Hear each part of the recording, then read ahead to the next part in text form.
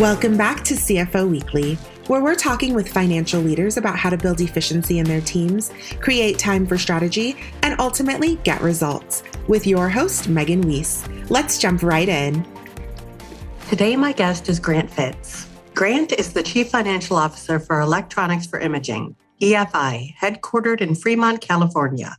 EFI was purchased by Sirius Capital in July 2019, and shortly after, Grant was brought in to significantly improve EFI's financial performance and to prepare the company for an exit strategy in the future. Grant oversees the financial and information technology operations for EFI and supports the development of sound business strategies, strong internal controls, financial discipline, and integrity. He has also been instrumental in restructuring the company due to the COVID-19 crisis, which has resulted in both revenue and profit growth.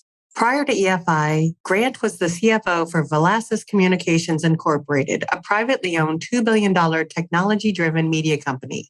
During his time at Valassis, Fitz was able to create enterprise value by growing the business in key segments, with over 14 acquisitions, as well as through organic growth efforts, leveraging data and analytics to create high-return integrated digital and print offers, which also improved the overall cost competitiveness of Valassis. During this time, Grant was also a board member of Blink Charging, a public technology company. Before Valassis, Grant was the chief financial officer of Xerox's $12.5 billion technology business and the president of Xerox Financial Services. He was named to this position and appointed a corporate vice president and officer of the Xerox Corporation in April 2013. While at Xerox, Grant led a comprehensive business turnaround, which drove over $850 million in efficiency savings and generated the highest profit levels and profit margins for Xerox in over the past 15 years. Prior to joining Xerox, Grant spent more than 20 years at General Motors, where he held multiple positions with increasing responsibility, including being the first chief risk officer at GM, supporting GM's CEO and senior leadership team, with a focus to create a competitive advantage through mitigating the company's key risks. Grant was also the chief financial officer of GM Powertrain Europe, where he led the finance operations for a $5 billion company with 9,500 employees, 7 manufacturing plants, 3 joint ventures, and 5 engineering centers. Grant also worked as the general director of General Motors' internal audit team, where he led the internal audit operations for GM's global automotive operations. He held various other leadership roles in GM in both Europe and the United States, including being the finance lead for the GM Fiat Alliance, which generated over $1 billion of synergies. Grant received a Bachelor's of Science in Industrial and Operations Engineering from the University of Michigan and a Master's of Business Administration from the Krannert School of Management at Purdue University. Grant, thank you so much for joining me on today's episode. Well, thank you, Megan. It's a pleasure to be here on an early Monday morning.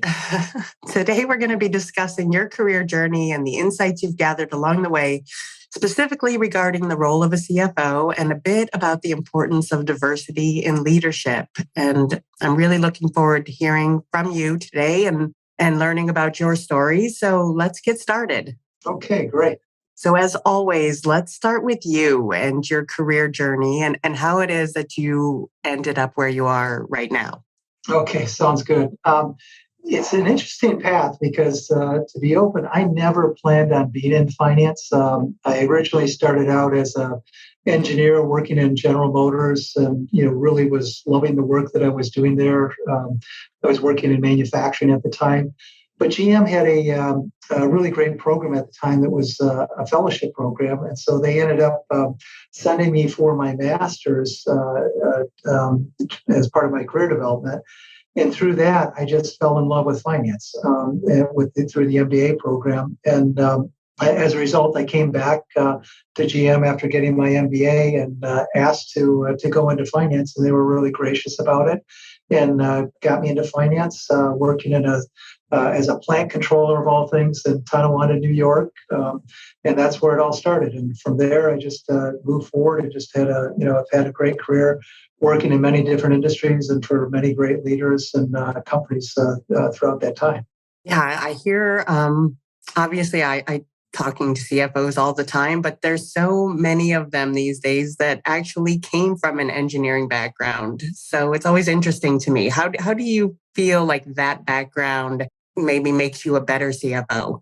It's funny because the things I learned in two places. One is just the engineering discipline of problem solving and dealing with issues and doing it in a very, straightforward manner, disciplined manner. It applies to any part of business, and it's just been so key with that. And the other piece is although it maybe wasn't as necessarily engineering, but working in a manufacturing environment, very young in my career, very early in my career, in a heavily unionized environment, it was just a great experience because it really taught me about how do you work with people at all levels, how do you, ensure that you're motivating individuals and we're all working towards the same goals.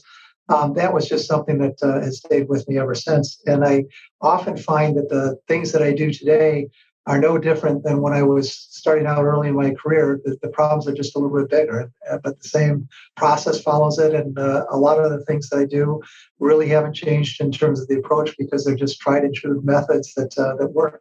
And as you look back on your career, are there turning points throughout your career that you can point to as like, yeah, this is like really what made me who I am today?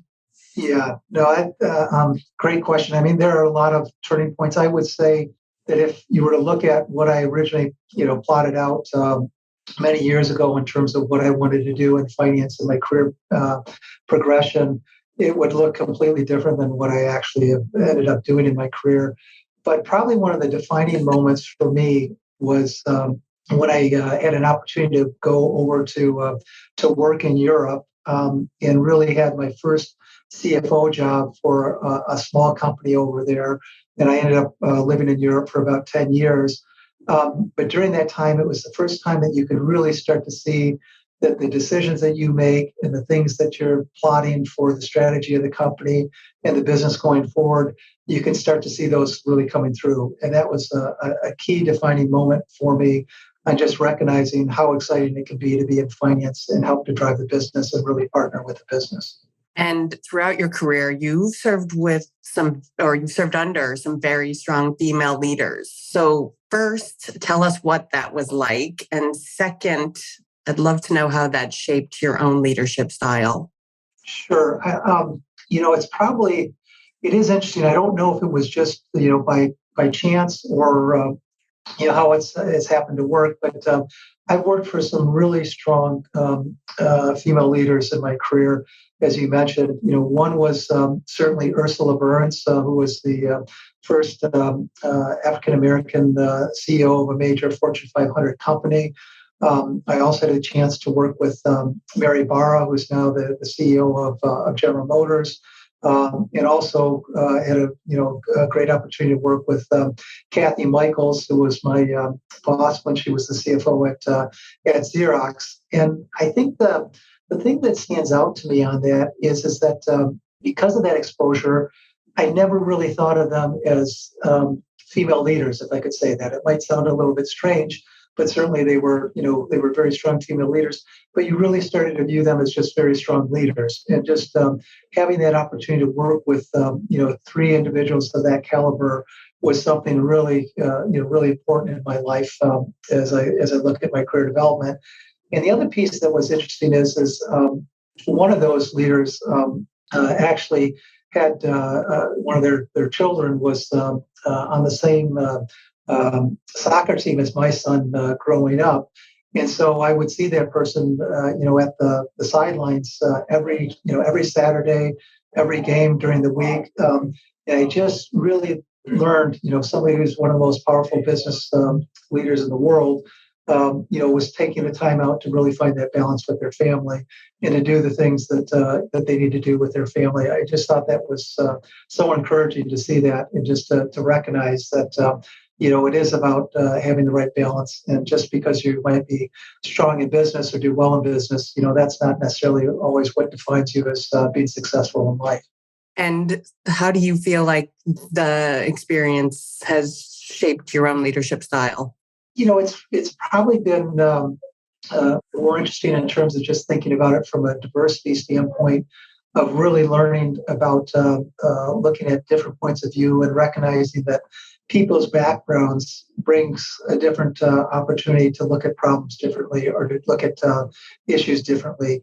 In the fact that I've had an opportunity to have more interactions with some female leadership has probably shaped me to be more receptive to thinking about ways that people might approach the business differently. And I think part of that is also the opportunity that I had to work as well in Europe for 10 years, and learning that just the typical way of doing things that I might have learned through growing up in the U.S. didn't always work the same way as when I lived overseas. And I think all those accumulation of all those different experiences have really just opened my eyes that I get amazed that no matter how many times I go into meetings thinking I have the right answer, coming out just humbled by the fact that it's not the right answer, that somebody had a much better idea in a much better way of thinking about things, and just recognizing that there are people collectively can come up with some great solutions to things has just been has been probably the best experience for me. Yeah, it's amazing to me that you've been able, or that you've had an opportunity to work under three such strong leaders. I mean, most people will never get an opportunity to work under one. So it's interesting to hear how that shaped your career. No, it is. And to be very balanced here, I've had some really successful male leaders as well, too. And, probably one of the bigger ones who's been a great mentor is just Luca Maestri, who's now the CFO of Apple. And so, so all those people, just really help to shape who you are. And ideally, if you do things well, you help to pass on the same thing to others that are earlier in their careers as you work with them. Yeah, it sounds like diversity has been or has played a big part in your career. Without question, definitely. Let's talk about your current organization, EFI. What is it that they do? So Electronics for Imaging is basically a technology company that is privately held. It's owned by Sears Capital, which is just a fantastic private equity company to work with, who is all about creating value. But EFI has been a leader in the industrial print industry in really helping to transform it and bring it forward for digital printing. And so essentially you can think of it as, when you go and receive something in the mail, or through a delivery, a package box that might have all different types of colors. It may even be personalized with your name on it. We're the company that makes the printers that can produce those vibrant images and really help to bring out things that can uplift brands and help to drive better ROI for the customers that need those boxes to help sell their products. And so that's one of the key things we do. We also make these printers that these big signs that you would see at stadiums, things of that nature. We're the ones that provide those printers, and even in the textile industry, just the color that comes through on your textiles and your fabrics, we do that. Building materials with all the colorful floors and tiles now, they're all printed on equipment that we manufacture. And then we certainly we had a software company that we've recently sold that helped to support the improved efficiencies with the printing process and managing print operations. And we also have a company at our headquarters in Fremont, California, that basically does, it's called Fiery, that does a lot of the color management for some of the big OEM copier companies that are out there that you use in your office and in other print shops around the world. So sounds like you guys are doing some pretty cool stuff. It's been fun. I love technology, and it goes back to being an engineer, and so that's really why I one of the big reasons why I joined is because they're very much a technology leader and driven by technology. So. And how long ago did you join EFI? It's been probably about 2.5 years now. So okay, so right at the start of the pandemic. It was very interesting, exactly. And what are your proudest achievements since joining? It's been a whirlwind since I joined EFI because of two things. When you typically get bought by a private equity company, they have a business plan that they want to implement, and it typically drives a lot of transformation. But the nice thing is it's transformation. For EFI was transformation on things that really needed to be done to help drive the business forward to be more competitive, but also to really drive the innovation development cycle much stronger as well too. And so I spent the first several months working on that, and really had a good foundation with the whole transformation plans that we were doing. And then COVID hit, and suddenly, just like that, overnight, your revenue drops, 30%, and you're trying to figure out what do we do. And it was so great to see the team at EFI come together during that situation, and really, what I would say is, weather the storm. You've heard that term many times in the press, but really get through the issues so that we basically didn't miss a beat when it came to profitability. In spite of lower revenues, really continued to drive profit growth. But more importantly, we made a conscious decision to double down on engineering investments so that we were really ready when the pandemic started to break, that we would have some new products coming out that could just really help to lead the industry. And that's what's happened now, because we've been introducing new products as we've gone forward, and it's really just hit the right cadence for the business to help continue what EFI has been known for a long time, which is just innovation and driving new business, in the industry that wasn't there before. And you started your career with big public companies, and today you're working for a private equity-backed company. So what was that transition like? It's interesting. I had always wanted to work in private equity, at least with one assignment in my career. And I did that because I spent a lot of time, as you mentioned, in big public companies, and spent a great deal of time, just understanding that whole process and what it takes and how do you drive the business forward.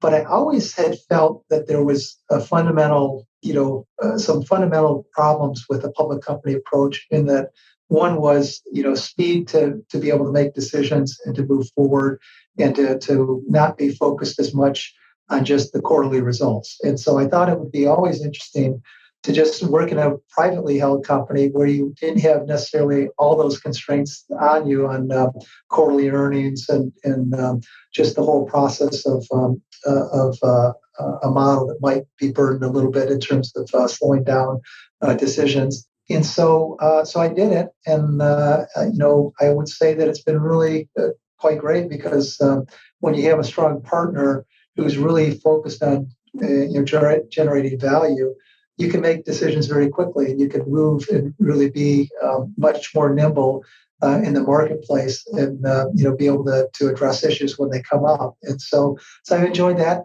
quite a bit. But they're both of them have their issues in terms of the business model. I mean, there are pluses and minuses, and I don't think one's better than the other. But I wanted to experience both, and so I've done that, and been really pleasantly surprised with just how smooth the transition has gone. And do you have any advice for other CFOs who are possibly considering making that jump? I think in the end, it's all about what you want to do with yourself individually and with your career and your development. I would say that going into a public environment and then into a private is probably a little bit easier than maybe going from private into public. So I think that my personal view is it probably helps prepare you a little bit more for the transition if you've had public experience first.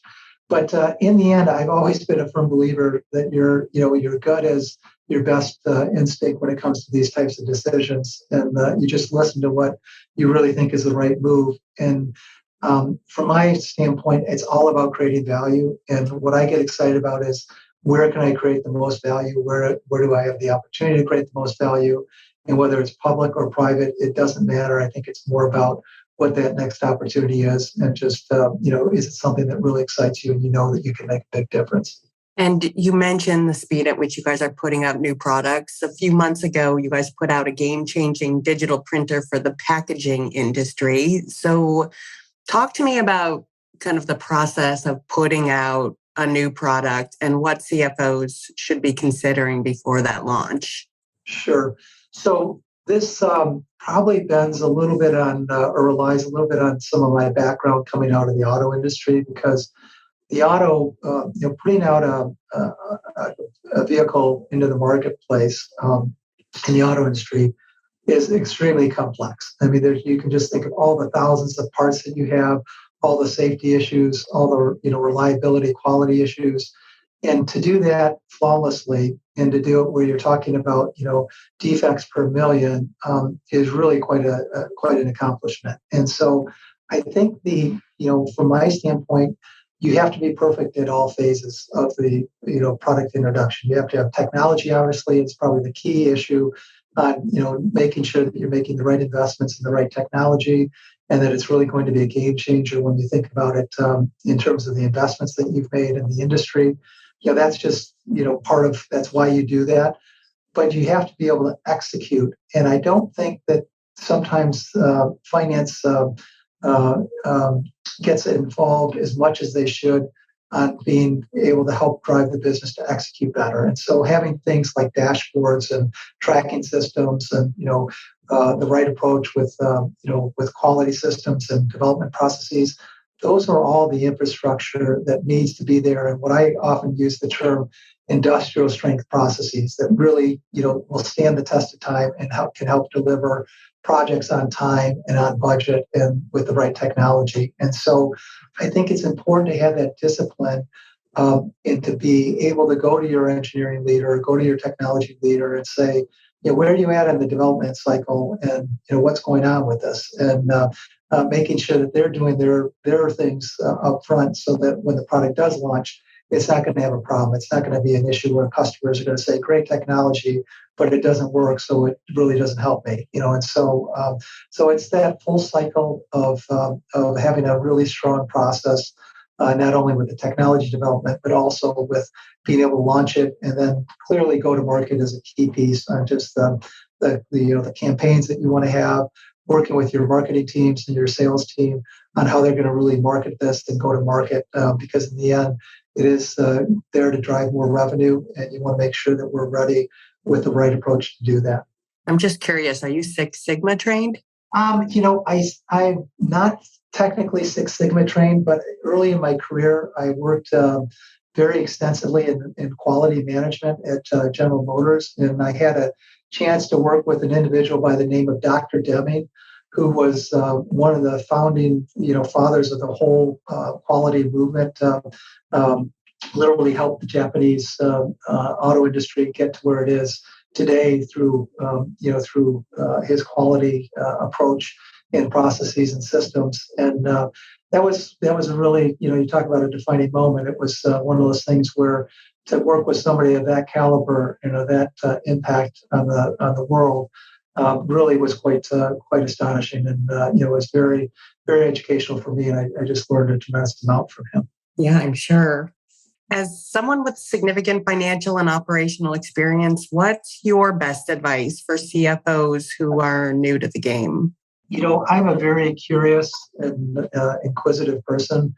I love to learn new things, and so I think that I view it as kind of a balance of a lot of different things. But first and foremost is just being very inquisitive and just asking questions, and don't being afraid to ask questions that you might think you don't know, or you should know the answer on. And people are going to think, why is he asking that question? I've just found so many times when I ask these questions that I think are so basic that you realize, that the question is pretty fundamental in terms of where the organization is at on something and what they're doing and why are they doing it. And I think that just having that inquisitive nature is really important for a successful CFO. With that being said, having a good balance of what I would call kind of the technical skills. Certainly, you need to have those, whether it's accounting, finance, corporate finance capabilities. Having that is really important. But I would say the area of internal controls and financial reporting, just recognizing that that is so critical as a foundation is something that I think a lot of new CFOs that haven't had a chance to maybe work as an external auditor or to work in internal audit sometimes have blind spots, and they don't realize that you need to have a real, you need to spend time with your team periodically looking at account reconciliations and things like that. Just some very basic things to make sure that the organization is doing the right thing and are working on the right areas. And so it's that balance of being strategic, but also being very operationally and execution focused that I think you need to develop and find out what works for you, because everybody's different. But those are things that I just try to make sure I'm carving out time to work on, in all these areas versus just focusing on one area and then having something else that doesn't go right because I wasn't paying attention to it. That's great advice. When you were at GM, you were their first chief risk officer. So tell me about that experience and what went into the process of being the first, and how did you shape that role starting from ground zero? Yeah, that was a really interesting role. So essentially, I had been before General Motors went through its bankruptcy, which was a learning experience in and of itself. It was I had a chance to work at in the internal audit area and was running GM's automotive internal audit operations. And we started to do some audits that were maybe a little bit more business focused on things like, what are some of the big risks that could really impact General Motors, and what would happen if these things occur, and are we prepared?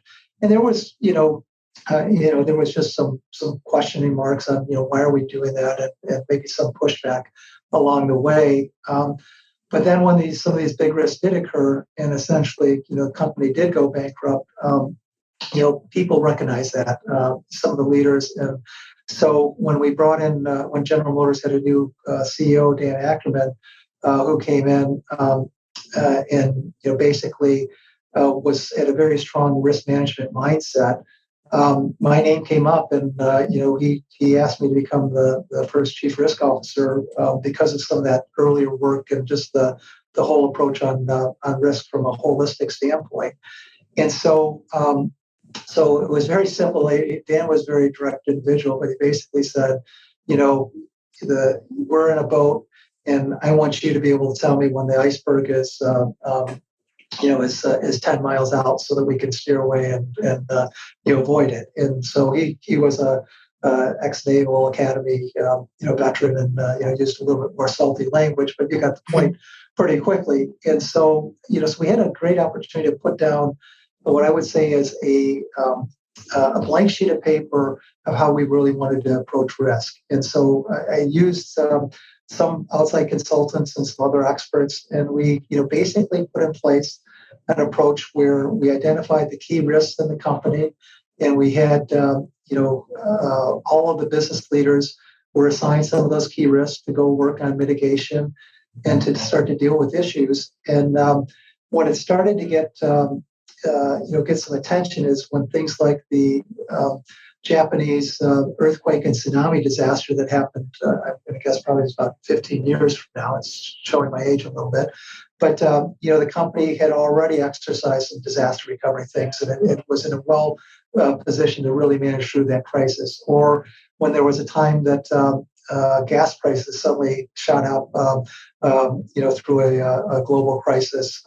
The company had already thought through what do we do in case prices rise again, and what's some of the marketing campaigns we want to do and things of that nature. And so I view risk management as being able to exercise the muscles that we may not normally use, but when these things really do happen, and they won't always happen the way you think they'll happen, there'll be one or two at the same time that are a little bit different.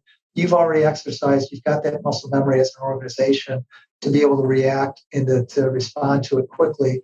And it becomes a real competitive advantage because of the agility that it creates versus just, trying to wait and see what happened and are things going to get better.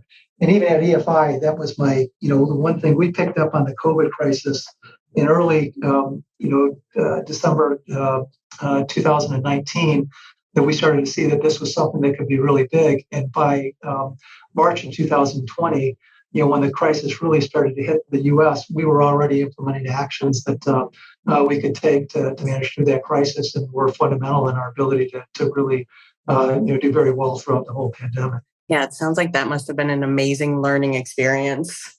It really was.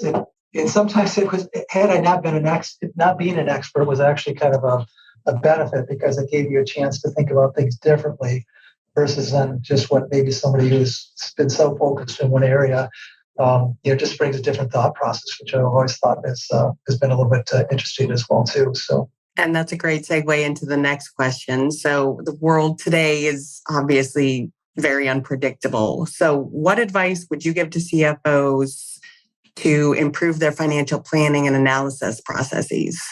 Yeah, I think so. A couple of things that today is a really hard time to predict on what's going to happen.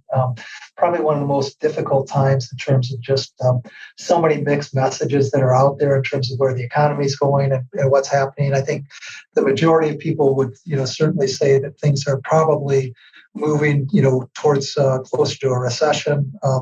Although certainly I think the U.S. is still a little ways away from that. But there's also a lot of, really positive signs that are out there. Demand is really strong still, just a lot of activity, and, corporate earnings, we'll see how the QC results come in. But for the most part, corporate earnings continue to stay very strong, which I think is a really good bellwether test as well, too, of where the economy is going. And so when we get into this type of environment where it could be, you could see things continue to do well in your industry, or it could really, go south very quickly. I think it's important to have models and to have thought through different scenarios, and really to be scenario based in terms of your planning process, and to have, this might be what we think is going to happen, but here's what I would call, I often use the term, just the envelope of possibilities. We could end up, in a really severe, economic situation in our industry, and this is what it would look like, and these are the things that we would need to do to work through that. Or we could end up in a continued expansion opportunity that could really drive, great business growth for us in our industry, and how do we want to deal with that as well too. And so it's having that in your pocket on, the scenarios. I think is important. And the other thing that I think is really key, particularly, I know technology, there's a lot of things about automation and things of that nature within finance, but I think the modeling of, having different models that can drive to where you see the business going is also important, because no model that I've ever worked with has been right. It's always had its flaws, and it's always had its issues. But when you have models that have been developed that might be coming from a couple of different perspectives, to me, it's always been interesting to really triangulate on, why is this model telling me this and the other one's telling me that? It makes you start to think about the business and what's going on. And it really fits in well with the scenarios planning. And that to me is really critical, is just to be ready for different scenarios, because it is such an uncertain time right now. Are there any tools or technologies that you're using for dashboarding or modeling? Just any tools or technologies that are helping to make your life easier? Yeah, so a couple of things here, and I'm not by any means, the poster child for CFO, using the best technologies and things like that. But what I've learned in my career is, and I think it's really important today more than ever, is making sure that you have some really strong data analytics type of capability within the company.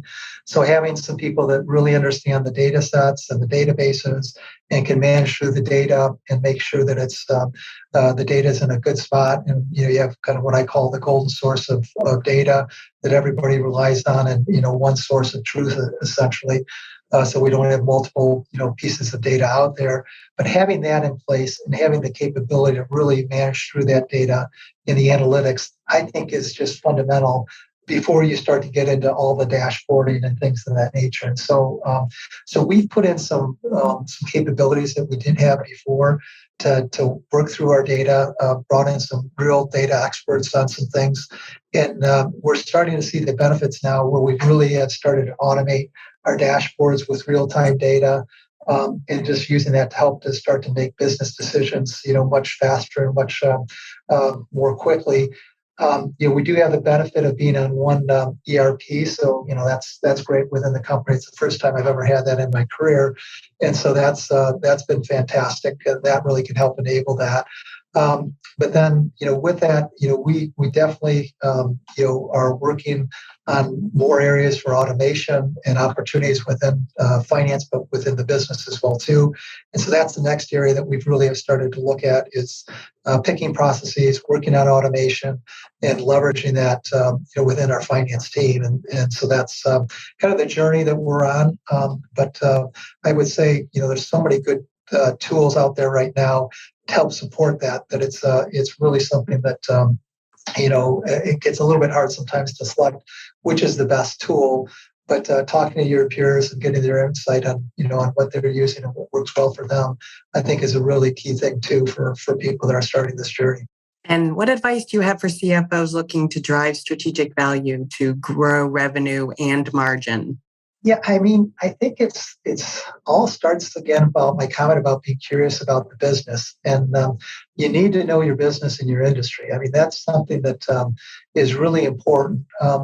There's more and more, and it's grown over time as I've seen it. Is that the CFO role has become the really effective CFOs are really ones that are true partners with the business. And, in order to be a partner with a business, you really need to understand the business and know the business and learn about the business. And I think that when you start to get that value, where you can really be at the table and be providing some good input on strategies and ideas, that's really when you start to be very effective on, helping to grow the revenue and in margins. And one of the areas that I think in general, CFOs have not been as strong on is just the whole go-to-market and the sales organization, and really driving, the understanding of how to go to market, and understanding marketing campaigns and returns, and where you want to make those investments.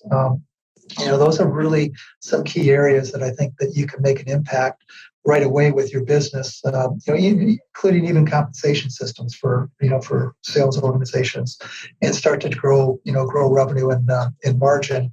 But it is about knowing the business. It's about knowing the product, knowing what technology you have, and where your competition is, so that you can be ahead of them. And that's just being a good business savvy individual. And that's what the CEOs are looking for as a partner, somebody that they can really help to have drive these things that can create value. Yeah, your answer and many other answers, that always reminds me of the show Undercover Boss, where the boss would go spend a day on the floor, like living a day in the life of the employees. Yeah. I tell you, every job I've gone to, one of the first places I go is to the R&D team. And I remember when I went to Xerox, where I was the CFO, what's now the standalone Xerox company. One of the first places I went to was to Park in California, just to understand what technology is out there and what there is that can really be game changing in terms of the business. And I did the same thing at EFI, and I just think getting that time, and it's not easy when you're starting out because you've got so many competing interests for learning about the business and the financials, and heaven forbid you got a quarterly earnings call in a month or 2 weeks or a day, and you got to learn all the financials